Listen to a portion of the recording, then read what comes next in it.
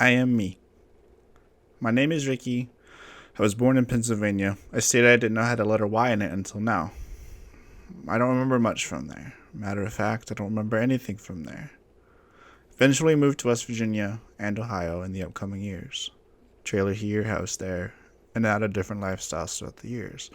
I lived in the woods where we barely had any electricity, and most of the time we had to use the bathroom outside. I lived in the town where running water was never a question, or if we were going to have heat for the cold nights. I lived in the mountains, and I lived in the city. I've been to the East Coast, and I've been to the West Coast. I've been in both oceans on both sides of the continent, and I've experienced all of this. I'm not even 28 yet. Now, at the 12 years of age, my brothers and I are woke in the middle of the night from our mother, saying, "Pack some stuff, we are going somewhere."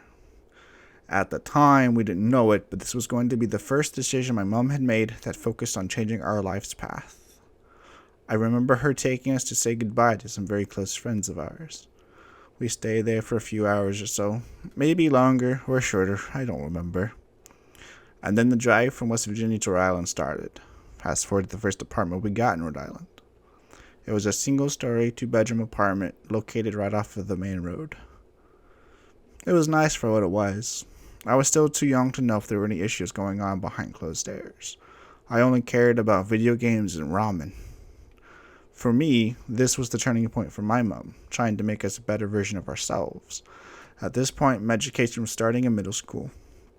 And because of where we were living previously, the education was a bit behind. What kids in this area were learning in 5th grade, the kids where I just came from weren't being taught until 7th grade. From the start, education was hard for me. Thankfully, I did pass 5th grade, so no summer school there for me. However, that changed with 6th, 7th, 8th, 9th, and 10th. I failed each year and had to attend summer school. As someone that was already held back from my mom, that was something that would have not been good for me. I'll be honest.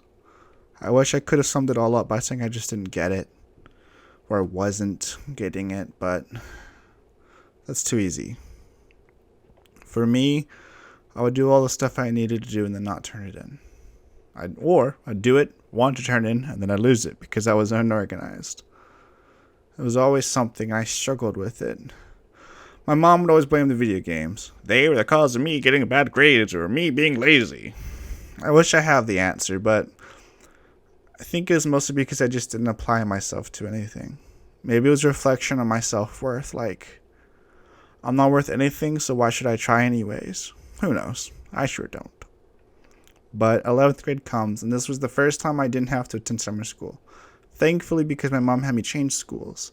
This school took more of a hands-on approach rather than the normal sit at a desk for 6 hours type of way. 11th grade was starting to become the time where I embraced my writing. My teachers knew I enjoyed writing, so when the time came to write anything at all, they were a little more harsh on me than the rest of my class. And when I say harsh, I don't mean in a bad way, but more so I had to revise my work 3 or 4 times because they knew I could do better. At 19, I made the big choice of moving across country to a new state to be able to stay with my girlfriend. I went from Rhode Island to Arizona. First time I've ever been on a plane. I told everyone it wasn't just for my girlfriend. I did it because I wanted to see the world and all that fun stuff, but in the end, it was simply because I was doing it for the girlfriend. As far as happy endings are concerned, I'd like to say that me and that girl stayed together, but we broke up in 2019. Which, gotta say, that was about 6.5 years, so it wasn't like it went to no avail.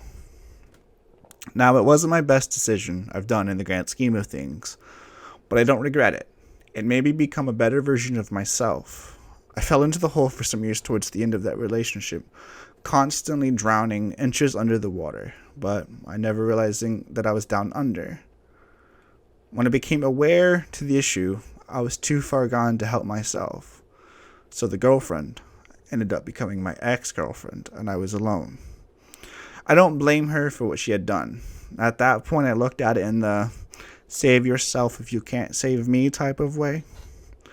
There are other reasons that made her make this decision, but that's for a different story. Maybe. After I was alone, I got very close to depression and loneliness. They became my best friends because I had nobody else.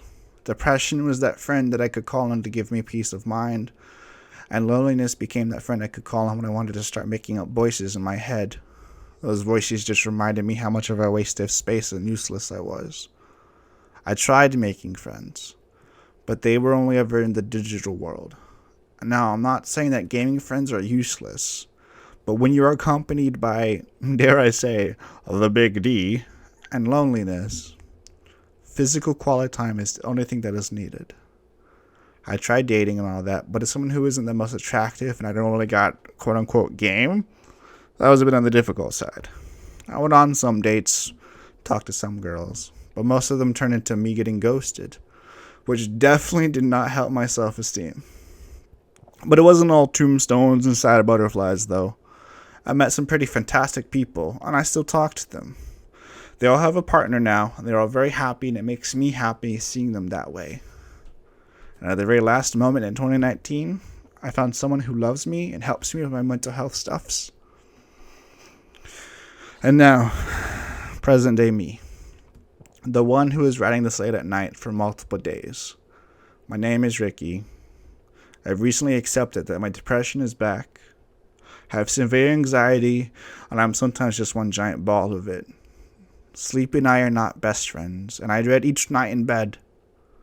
But I also know that I'm actually kind of a funny person. I know that I'm a good person, and that there are people in this world who come to me for when they are sad.